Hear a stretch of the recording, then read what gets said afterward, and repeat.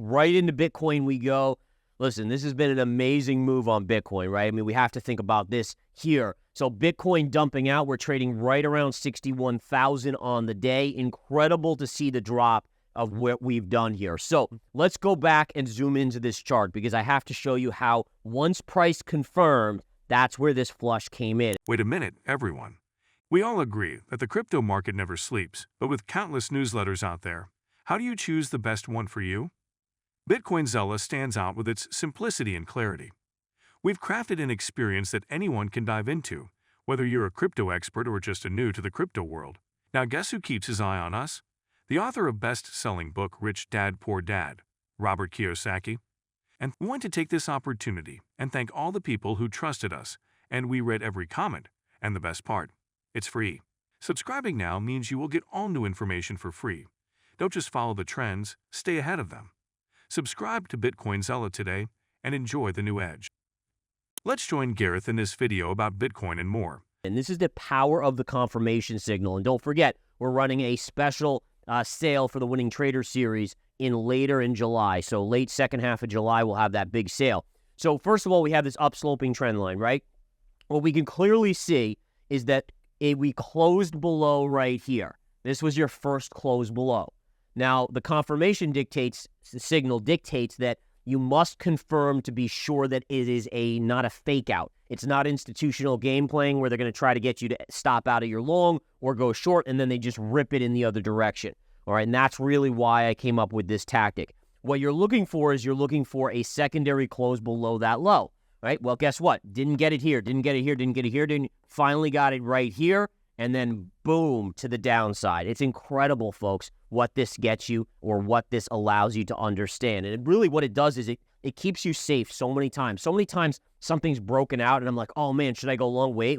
It hasn't confirmed. And then the price just rips right back down. I'm like, woof, thank goodness I didn't get suckered into that one while everyone else got suckered into that one. So in any case, amazing drop on Bitcoin today, trading just above 61,000. It is into a support level. Take a look at this support right here. So if we take these highs, this previous high, by the way, this was the high that was the spot ETF approval high before it dropped 20%. We then cut it right through this flat portion right here, right to this low. And what do we get? We get 61,000 right there. That's where it hit. Now, is this a major level or is this a minor level? So to be honest, it's probably more of a minor level of support. What's the difference between major and minor? Majors give you longer-term bounces. They also give you bigger bounces. Minors still give you bounces, but minor supports give you shorter-term bounces, so it may only be a couple days or a week or two before it can potentially break lower. So that's just, again, it's all about probabilities and understanding what is major, minor. Another thing I teach in the Winning Trader series. Okay, so basically what you could be looking at is a short-term bounce up, but I still think there's now a lot of risk. This upsloping trend line being broken, this was your going back to when we were trading at basically 38,000 on Bitcoin. That trend has now been broken from this low here through here. And that does put Bitcoin in a bearish bias in the short term. Well, short term, it's short-term little bounce. But in the next, let's say, couple weeks, you probably look for further downside. Look for some sort of bounce and then a rollover. You do have a little double bottom right here, which will be some support around 56,000. But if you continue down, I start to really get excited about the 50,000 level. If we can get back to 50,000, I likely will be a buyer of Bitcoin down there. There's tons of support from this level here, this sideways consolidation. 49 was this previous high. Lots of technical levels right there. All right, on to Ethereum real quick. Ethereum is coming down. And listen, let's just do a quick technical analysis of this, right? Let's look at the chart pattern. So what we had a break above this, a lot of sideways chop, right? So if we look at that, a lot of sideways chop here, and then it failed, didn't confirm. So now you know it's a real breakdown, not just a fake out. Then you get this pattern formation. What do we know about this pattern formation, right? It's a bear flag. All right, there it is, upside down flag pattern. It tells you the probabilities are you're likely going lower. What happens to price? It goes lower. Where's your support? 3,100, 3,150, right in that vicinity. A trend line coming right up through these lows. That will be your next support. That's actually a pretty good support on Ethereum.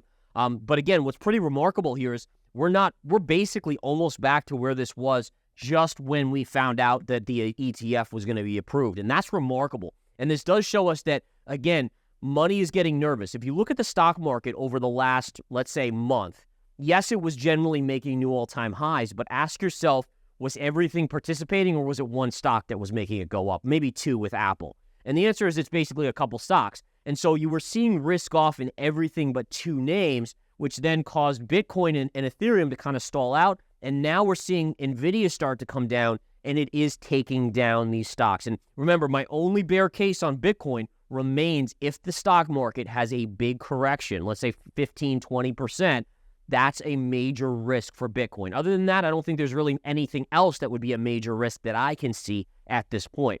It all comes down to the stock market. Bitcoin is in a descending channel, testing $72,000 and moving towards $60,000. Teddy Kleps sees support at $61,000.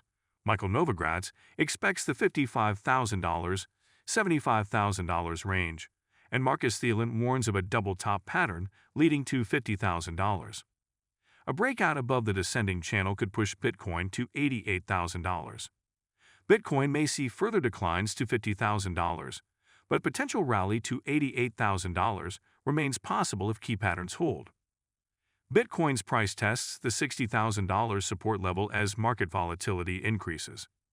Bitcoin dropped 1.25% since June 24, nearing $60,000 support.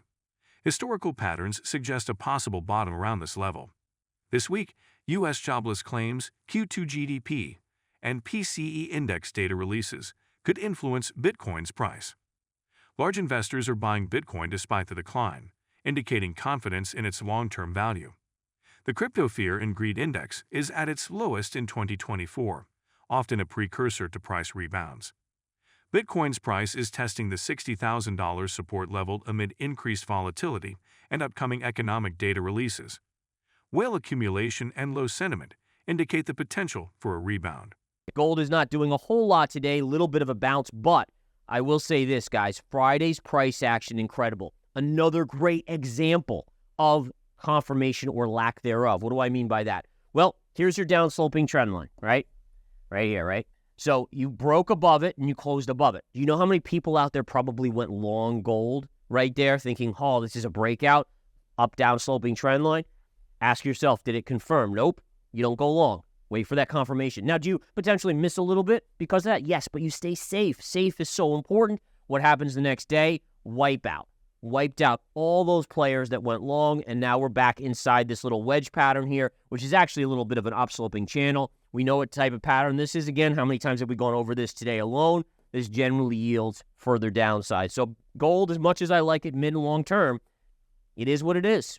It's still showing me bearish signals. So I got to tell you guys that. I'm not going to BS you guys. It is what it is.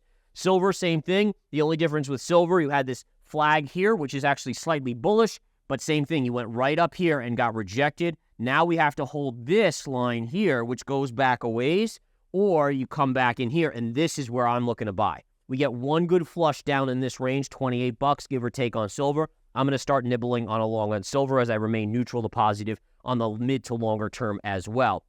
Oil was up a little bit earlier today, starting to roll over. There's a lot of resistance up here, guys. So much resistance in this upper range. I still think if you ask me 6 months from now where oil is, I think it's all the way below $70 a barrel, maybe even lower, because I think the U.S. is going to slow down, and the U.S. is producing so much oil that there's not much that'll happen. If the U.S. slows down, we're going to see way oversupply on this thing. So just keep an eye on that.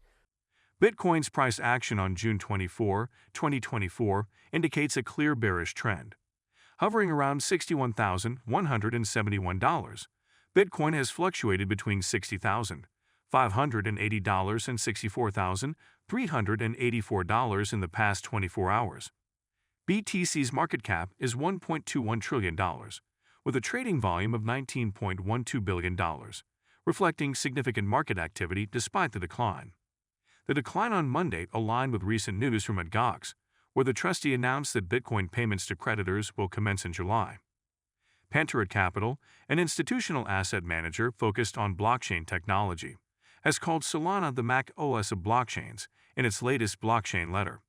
The firm details that the rise of Solana over Ethereum is reminiscent of what Microsoft experienced when Apple entered the market, highlighting Solana's growing retail adoption and architectural advantages.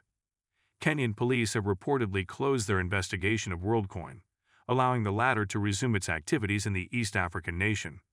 The chief legal officer at Tools for Humanity confirmed that WorldCoin would soon resume registering Kenyan users. The Gox bankruptcy trustee declared that reimbursements are slated to commence at the start of July. The trustee explained that disbursements will be made in Bitcoin and Bitcoin Cash and sent to designated exchanges. If you've been with us so far, a big thank you. Don't forget to subscribe for free to Bitcoin Zella for your daily news. The link is waiting below. That's all for today's crypto news. Stick around for more updates, insights, and analysis on cryptocurrencies. Share your thoughts in the comments, like this video, and subscribe for more exciting content.